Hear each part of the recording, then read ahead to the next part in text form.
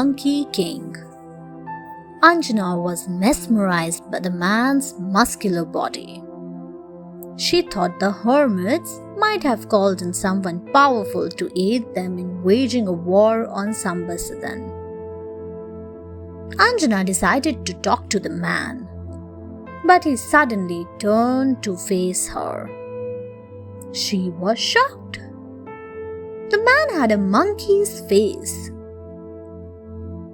He behaves as a king, so he definitely must be the king of the monkeys of this forest, she thought.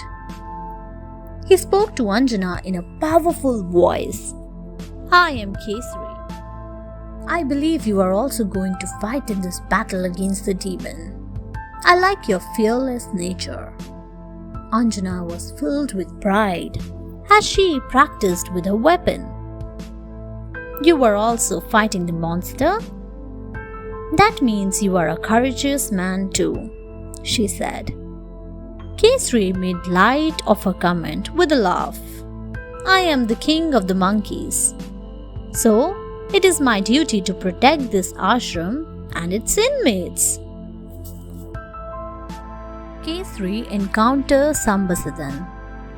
Anjana looked at Kesari in admiration. She was going to tell him about her dream of Shiv and Parvati when they heard a loud roaring sound. Anjana saw a gigantic demon charging towards the ashram.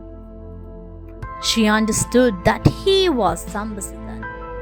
She was also pretty sure that the demon would just stomp over everything in the hermitage if he entered the ashram. Kesari quickly picked his mace up and ready to attack Sambasidan. Let us charge at him and lead him away from the ashram, he said. Both of them attacked Sambasidan. A small army of monkeys too assisted them. Kesari fought magnificently but could not harm the demon. Before Kesari could even strike him, Sambasidan would twist or turn himself away or take on a different form altogether. The monster had unbelievable mystical powers. For the first time, Kesari began to feel he might fail. Sambasidan killed. Kesari put up a brave fight with Sambasidan. Sambasidan was forced to retreat a little. Kesari pierced the demon's shield and blood began dripping down to the ground. Anjana, who was raining arrows at Sambasidan, suddenly remembered the words of Shiv and Parvati. She quickly dipped an arrow in the monster's blood and then aimed it at him. Sambasidan hollered loudly when the arrow went through him. When Kesari saw this, he also instantly dipped his weapon in the demon's blood and began fighting again. Each time the demon was hit or struck by a blood-dripping weapon, he cried out loudly as he had started melting. Without wasting time, Kesari dipped his spear in the demon's blood and pierced the monster's heart. With a thunderous roar, the demon slowly disappeared.